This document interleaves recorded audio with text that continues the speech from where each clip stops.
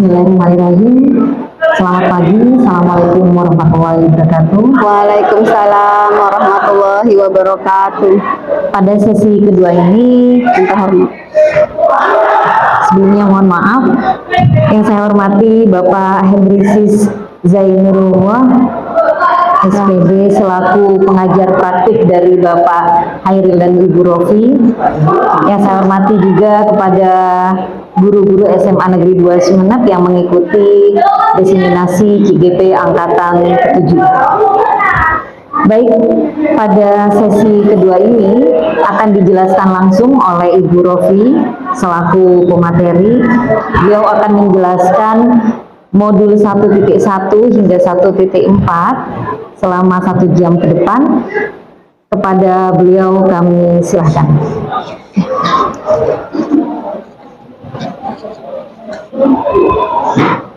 Mohon izin saya berdiri ya Bapak Ibu ya. Makan. Bismillahirrahmanirrahim. Assalamualaikum warahmatullahi wabarakatuh.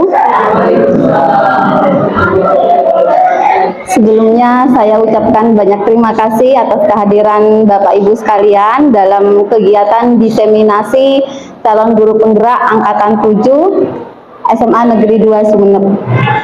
Di sini kami dari calon guru penggerak Angkatan 7 mengikuti pendidikan guru penggerak, dan ini sebagian dari salah satu tugas kami untuk melakukan aksi nyata berupa modul 1.1 yaitu tentang filosofi pendidikan Ki Hajar Dewantara.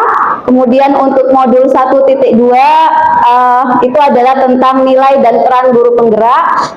Modul 1.3 tentang visi guru penggerak, dan yang terakhir itu adalah modul 1.4 adalah tentang penerapan budaya positif atau disiplin positif. Modul 1.3 Bapak Ibu tentang visi guru penggerak, visi prakarsa, perubahan dan bagja. Gitu ya, Pak. Ya, ini modul 1.3. Nah, untuk modul 1.3 di sini, bahwa visi murid di masa depan itu tidak hanya meliputi filosofi Ki Hajar Dewantara saja, tapi sudah mencakup keterkaitan atau hubungan dari berbagai aspek. Yang pertama itu adalah filosofi Ki Hajar Dewantara, kemudian nilai dan peran guru penggerak, ada inquiry apresiatif, ada visi guru penggerak, dan profil pelajar Pancasila. Nah, ini visi murid di masa depan. Nah, visi guru penggerak akan terwujud jika guru memiliki nilai dan mampu menerapkan peran guru penggerak. Nah, tadi ini sudah saya sampaikan ya Bapak Ibu ya. Jadi ada nilai guru penggerak itu yang pertama berpihak pada murid, ada mandiri, ada reflektif, ada kolaboratif, ada inovatif. Nah, sedangkan peran guru penggerak di sini tadi juga sudah saya menjelaskan, ada menjadi pemimpin pembelajaran, menjadi coach bagi guru lain, kemudian mendorong kolaborasi, mewujudkan kepemimpinan murid, dan yang terakhir itu adalah menggerakkan komunitas praktisi. Ya. Menggerakkan komunitas praktisi Iya, siap. Belum pas. Iya, baik. Terima kasih Bapak. Untuk yang menggerakkan komunitas praktisi. Nah, ini adalah beberapa proses inquiry apresiatif ya. Ini untuk yang bagja Bapak Ibu. Nah, ini lebih lengkapnya ini. Lanjut ke inquiry apresiatif dulu. Di sini adalah suatu filosofi atau suatu landasan berpikir yang berfokus pada upaya kolaboratif dalam menemukan hal positif pada diri seseorang. Jadi setiap dari kita ini pastinya sudah pasti memiliki hal positif. Nah, hal positif itu yang harus kita kembangkan. Nah, tahapan dalam inquiry apresiatif di sini yang pertama itu adalah disebut dengan bagja Bapak Ibu ya. Nah, ini bagja. Yang pertama itu adalah buat pertanyaan utama. Ya. Kemudian yang kedua itu adalah ambil pelajaran. gali mimpi, kemudian ada jabarkan rencana, dan atur eksekusi. Jadi untuk tahapan Bagja ini biasanya dalam kita merumuskan visi sekolah. Ya, nah kalau dulu kita menggunakan analisis SWOT ya Bapak Ibu ya, jadi ada faktor kelebihan, kekuatan gitu kan ya. Nah untuk yang sekarang dalam merumuskan visi sekolah itu adalah kita menggunakan tahapan Bagja. Nah, ini untuk rumusan visi guru penggerak. Ini visi guru penggerak versi saya Bapak Ibu. Jadi kemarin kami diberi tugas untuk dalam pendidikan guru penggerak ini adalah untuk merumuskan visi guru penggerak. Nah, visi guru penggerak di sini kami juga berdasarkan atau melandaskan pada visi sekolah, tentunya tidak jauh dari visi sekolah. Artinya ini menurut pemikiran setiap calon guru penggerak. Ya, nah visi menurut saya ya, saya menginginkan atau memimpikan siswa, memimpikan murid yang beriman dan bertakwa kepada Tuhan Yang Maha Esa, berakhlak mulia, berprestasi, berbasis iptek, berbudaya lingkungan, berjiwa usaha untuk menyongsong kehidupan global. Jadi itu adalah visi guru penggerak versi saya sebenarnya Bapak Ibu. Ya, jadi kami kemarin memang diberikan tugas untuk menyusun visi ini. Ya, jadi ini versi saya. Ini visi guru penggerak versi saya. Beriman dan bertakwa kepada Tuhan Yang Maha Esa, berakhlak mulia, berprestasi, kemudian berbasis iptek, berbudaya lingkungan, dan berjiwa usaha untuk menyongsong kehidupan global. Amin.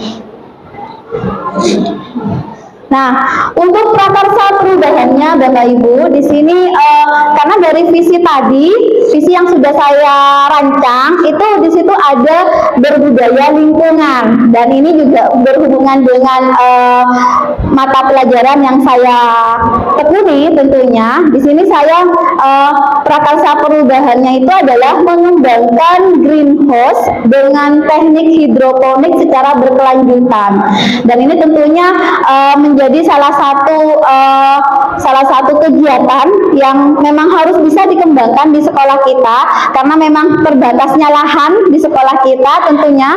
Tapi kita tidak ingin membuat sekolah kita ini menjadi satu hal yang menjadi sekolah yang gersang, tidak. Tetapi kita menginginkan juga meskipun dengan lahan yang terbatas, kita bisa juga bercocok tanam tanpa harus menggunakan media tanah.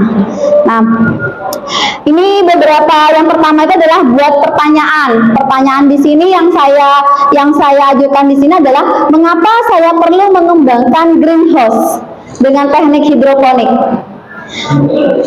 Mengembangkan greenhouse dengan hidroponik itu perlu dilakukan karena lahan yang tersedia di sekolah ini sangat terbatas. Jadi kita perlu mengembangkan greenhouse dengan menggunakan teknik hidroponik. Kemudian, ya.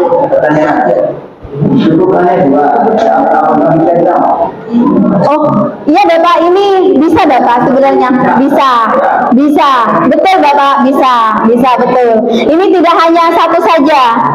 Itu pertanyaannya langsung masuk kepada pelaksanaan ini. Iya. Coba pertanyaan itu ditambah dengan masalah ini. Karena tidak semua hanya itu siswa. Untuk guru penggerak, iya. Iya, untuk siswa nanti. Kita juga kolaborasi dengan siswa tentunya. Ya. Nah, tidak semuanya nanti tahu apa sih gitu. Itu perlu. Iya, betul Bapak. Apa sih manfaatnya? Iya. Itu harus ada pertanyaan yang baru masuk ke intinya. Iya. Jadi di sini ada dulu pertanyaan tentang greenhouse. Tuh, apa greenhouse? Ini baru itu masuk ke pelaksanaan. iya. Perasaan terus ending akhir yaitu kerja itu kerja berjalan hidroponik. Iya, hidroponik Bapak, betul hidroponik. Menangani masalah lahan sempit. Iya, betul. Di sekolah. Kan bukan kita. Iya, betul Bapak. Juga juga sebenarnya greenhouse ini kan juga sebagai media pembelajaran juga ya bagi siswa. Jadi bisa digunakan dalam proses pembelajaran Bapak Ibu. Ya. Iya, baik Bapak. Betul. Betul. Terima kasih Bapak. Iya. Kemudian yang berikutnya adalah bagaimana cara mengembangkan greenhouse dengan teknik hidroponik secara berkelanjutan. Ini pertanyaan yang berikutnya Bapak Ibu. Nah, ini untuk yang tahapan buat pertanyaan. Tadi kan buat pertanyaan. Kemudian yang kedua itu adalah ambil pelajaran. Nah, ambil pelajaran di sini saya juga memberikan pertanyaan, sebenarnya membuat pertanyaan, yaitu inovasi dan strategi apa saja yang dimiliki untuk mengembangkan greenhouse dengan teknik hidroponik. Jadi inovasi dan juga strategi apa yang digunakan. Kemudian yang kedua, apa pengalaman yang menyenangkan dan yang berhasil yang pernah dilakukan oleh guru atau murid. Dan tentunya ini kan bukan hal pertama ya Bapak Ibu ya di sekolah kita dalam mengembangkan greenhouse. Ya, dalam mengembangkan tanaman hidroponik. Oh ya. Dalam mengembangkan tanaman hidroponik bukan hal pertama kali ya Bapak Ibu ya. Jadi artinya pastilah meskipun barusan pun juga saya mengempami, saya dan teman-teman guru biologi itu juga mengembangkan greenhouse, itu pasti ada kegagalannya kemarin ya. Awalnya persemaian semai bijinya tidak tumbuh waktu kemarin itu, akhirnya diulang lagi seperti itu. Itu adalah suka dukanya sebenarnya Bapak Ibu. Kemudian bagaimana pengadaan sarana untuk mengembangkan greenhouse di sini ya. Alhamdulillah kemarin Bapak Kepala Sekolah sangat mengapresiasi dan juga sangat memfasilitasi teman-teman guru biologi dan juga teman-teman yang lain untuk mengembangkan greenhouse. Tentunya ini semua dilakukan untuk mengembangkan kemajuan sekolah.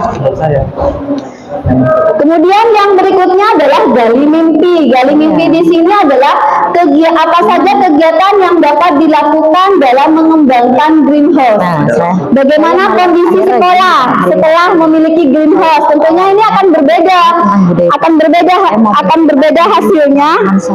Akan berbeda hasilnya ketika sebelum mengembangkan greenhouse dan setelah mengembangkan greenhouse. Kemudian apa saja hal-hal baru dan penting yang dilakukan sekolah ya setelah memiliki greenhouse di sini. Mungkin yang awalnya kami hanya mengembangkan satu jenis tanaman saja, nanti mungkin di masa yang akan datang kita akan lebih mengembangkan beberapa jenis tanaman. Kemudian jabarkan rencana. Berarti ini langkah-langkah ataupun juga terobosan apa saja yang dilakukan untuk mengembangkan greenhouse di sini. Kemudian bagaimana cara menyemangati siswa. Ya tentunya untuk pengembangan greenhouse ini tidak hanya Bapak Ibu gurunya yang akan mengembangkan, tapi siswa juga seperti yang sudah dikatakan oleh Pak Toto tadi, itu juga harus siswa nantinya, muaranya nanti ke siswa. Jadi bagaimana caranya siswa juga mampu mengembangkan greenhouse ini tentunya dengan di bawah pengawasan Bapak Ibu gurunya. Kemudian berapa lama target untuk mengembangkan greenhouse? Nah ini juga menjadi perhatian kami di sini. Kemudian bagaimana mengukur kemajuan realisasi dari greenhouse di sini ya. Yang terakhir itu adalah atur eksekusi. Atur eksekusi di sini adalah siapa saja yang akan dilibatkan dalam pembuatan greenhouse atau pengembangan greenhouse hidroponik ini. Kemudian perannya apa saja. Kemudian bagaimana kemajuannya dalam mengembangkan greenhouse. Kemudian siapa saja yang bertanggung jawab dalam memonitor atau juga mengawasi dari greenhouse di sini. Kemudian yang terakhir itu adalah kapan bisa dimulai. Nah, ini sebelum pelaksanaan atau pengembangan greenhouse. Demikian pemaparan dari ideologi, dari pemahaman dari